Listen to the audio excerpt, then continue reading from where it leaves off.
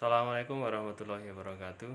Anak-anak sekalian, jumpa lagi dengan saya Pak Subuh Triasa di mata pelajaran fisika. Pada kegiatan kali ini saya akan menyampaikan materi yang ketiga terkait dengan besaran satuan. Masih dalam KD yang sama 3.1 dan 4.1. Namun pada pertemuan kali ini yang akan kita bahas adalah pada KD 4.1, yaitu melakukan pengukuran besaran fisis dengan menggunakan peralatan dan teknik yang tepat serta mengikuti aturan angka penting.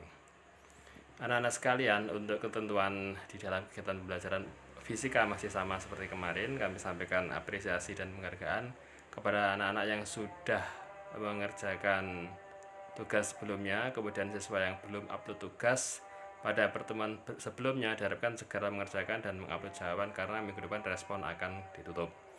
Kemudian yang kedua, anak-anak, kehadiran mengikuti materi dapat dilihat dari komen di YouTube atau di aplikasi Edmodo dengan menuliskan nama dan kelas. Contohnya Dita Leni Rafia, kelas 10 di PIBA, misalkan seperti itu.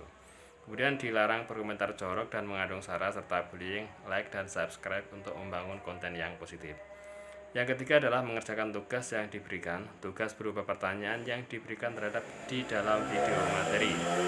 Oleh karena itu, silakan disimak video dari awal sampai dengan akhir. Yang keempat, jika ada yang belum jelas dapat menghubungi nomor HP yang ada di grup kelas atau di komentar. Nah, sekalian, kami sampaikan terkait dengan pengukuran panjang benda. Untuk mengukur panjang benda bisa digunakan alat ukur panjang dengan menyesuaikan kebutuhan terhadap benda yang diukur dan tingkat ketelitiannya. Alat ukur panjang bisa dalam bentuk yang pertama adalah penggaris atau mistar atau meteran dengan tingkat ketelitian skala terkecil adalah 1 mm. Kemudian alat yang kedua disebut dengan jangka sorong dengan tingkat ketelitian skala terkecil adalah 0,1 mm. Kemudian yang ketiga adalah mikrometerskop dengan tingkat ketelitian skala terkecil adalah 0,01 mm. Selanjutnya, untuk mengukur panjang benda dengan penggaris yang pertama adalah, jadi yang pertama tadi ada penggaris atau mistar atau meteran. Penggaris atau mistar mempunyai ketelitian 1 mm atau 0,1 cm. Bagian skala terkecil mistar adalah 1 mm. Untuk menghindari kesalahan, pembacaan hasil pengukuran akibat paralaks atau beda kemiringan dalam melihat, maka ketika membaca harus melihat tegak lurus terhadap skala. Tidak boleh dari samping kanan atau samping kirinya, harus dari atasnya sehingga pembacaannya bisa dibaca dengan tepat. Contoh untuk mengukur adalah seperti pada gambar. Ujung yang satu diletakkan di angka 0, itu kalau diletakkan di angka 0, tidak di angka 0 juga tidak apa-apa, nanti akan dikurangi dengan jumlah skala yang terkecil. Skala pertama atau skala pertama meletakkan. Jadi di situ ada ujungnya di titik 0, ujung belakangnya ada di 2 lebih 3 mm. Jadi panjangnya adalah 2,3 cm. Kalau misalkan dia di pertama bukan di 0, maka ya nanti hasil akhirnya adalah skala yang sebelah kanan dikurangi skala yang sebelah kiri. Jadi misalkan kalau ini kan skala sebelah kanannya 2,3, skala kirinya adalah 0, berarti 2,3 dikurangi 0 sama dengan 2,3. Itu kalau sudah di posisi 0 tidak masalah, tapi kalau ada penggaris yang tidak ada angka 0-nya, misalkan begitu, harus dikurangi yang kanan, harus dikurangi dengan yang sebelah kiri sebagai awal pengukuran. Itu adalah untuk penggaris, anak-anak. Selanjutnya untuk jangka sorong yang kedua, yaitu merupakan alat ukur panjang yang memiliki ketelitian 0,1 mm atau 0,01 cm. Jangka sorong dapat digunakan untuk mengukur diameter kelereng misalkan, atau benda-benda yang kecil yang lain, atau diameter pipa. Jadi nanti bisa digunakan untuk mengukur diameter luar, juga bisa digunakan untuk mengukur diameter dalam. Jangka sorong memiliki dua bagian yang penting, yaitu yang pertama bagian tetap atau rahang tetap, tempat terdapat skala utama. Yang kedua adalah yang dapat digeser, disebut dengan rahang geser. Tempat terdapat skala nonius memiliki ketelitian 0,1 mm atau 0,01 cm. Kemudian ini adalah gambar bagian dari jangka sorong, anak-anak. Jadi saya bisa tambahkan di sini. Ini adalah skala utamanya, kemudian ini adalah skala geser atau yang bisa digeser-geser tadi. Kemudian untuk mengukur benda yang diameter luar adalah di sini, yang diameter dalam adalah di sini. Kemudian yang di sini ini digunakan untuk mengukur kedalaman benda. Jadi bisa digunakan untuk mengukur diameter luar, diameter dalam, atau dari kedalaman benda. Misalkan kedalaman botol berapa, itu bisa menggunakan jangka sorong.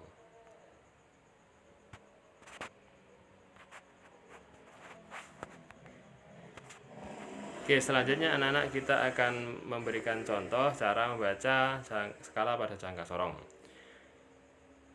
Perhatikan gambar di samping. Ya. Kita lihat dulu skala utamanya. Angka 0 di skala Nonius. Jadi yang saya gambar panah di bawah itu, saya berikan tambahan penjelasan. Angka 0 yang ada di sini, ini terletak di antara 4,7 dan 4,8 di skala utama. Jadi skala utama di sini Anda bisa lihat itu adalah angka di antara 4,7 dan 4,8. Kita ambil yang sebelah kiri. Kirinya 0 yang di bawah tadi, yaitu berarti angka 4,7. Yang kedua, untuk skala Nonius. Cari di antara skala utama dan skala Nonius, atau di antara skala yang atas dan bawah yang segaris. Angka tersebut terletak di angka 4 Nonius. Karena skala terkecil adalah 0,01 cm, maka angka ditulis 4 kali 0,01 cm atau ditulis 0,04 cm. Jadi letaknya ada di sebelah ini. Jadi 4 itu terletak di segaris dengan yang di atasnya. Cara membaca skalanya berarti skala utama ditambah dengan skala Nonius. Berarti tadi yang pertama adalah 4,7. Ini di 4,7, kemudian yang di kedua adalah 0,04 dijumlahkan menjadi 4,47. Itu adalah cara membaca skala pada jangka sorong. Lanjut anak-anak, mengukur panjang selanjutnya adalah dengan menggunakan micrometer scope. Micrometer scope merupakan alat ukur panjang yang paling teliti dibanding dengan jangka sorong dan mistar, dengan ketelitian 0,01 mm atau kalau dalam cm 0,01 cm. Micrometer scope dapat digunakan untuk mengukur ketebalan plat aluminium. Jadi ini bisa digunakan untuk mengukur yang lebih tipis lagi, misalkan plat aluminium atau kertas juga bisa diukur ketebalannya berapa. Diameter kawat kecil dan benda yang memiliki ukuran kecil dan tipis. Mikrometer memiliki dua bagian penting, yaitu bagian tetap, tempat terdapat skala utama, dan bagian yang dapat diputar, tempat terdapat skala putar. Skala terkecil, skala putar adalah 0,01 mm atau di dalam cm 0,001 cm. Oke, kita lihat bagaimana bagian-bagian utamanya dulu. Saya jelaskan di sini. Benda diletakkan di tengah-tengah ini ketika mau mengukur. Kemudian selanjutnya diputar skala yang ada di sini, skala putar ini. Kemudian nanti sampai dengan menempel di benda. Kalau sudah akan bunyi klik. Kalau yang diputar yang belakang ini nanti akan bunyi klik. Setelah itu akan dibaca. Yang ada bulatan ini nanti adalah bagian membacanya. Jadi saya ulangi, benda diletakkan di tengah-tengah ya. Yang pertama tadi, kemudian diputar, kemudian sampai bunyi klik, setelah itu dihentikan. Kalau sudah anak-anak, bagaimana cara membacanya? Perhatikan gambar di samping. Skala utama adalah angka terakhir sebelum skala putar. Jadi angka terakhir di sini, atau saya berikan angka 1 di situ, saya perjelas di sini. Jadi di sebelah sini. Di sebelah sini itu adalah angka setelah angka 0 ada 4 strip. Kemudian ada strip di bawah. Berarti 4 lebih setengah. Jadi ditulis 4,5 mili. Kemudian skala putarnya itu dilihat dari angka yang segaris dengan garis lurus skala utama. Angka yang ditunjukkan adalah angka 12. Jadi setelah angka 10 ini ada 2 strip di atasnya, itu berarti menunjukkan angka 12.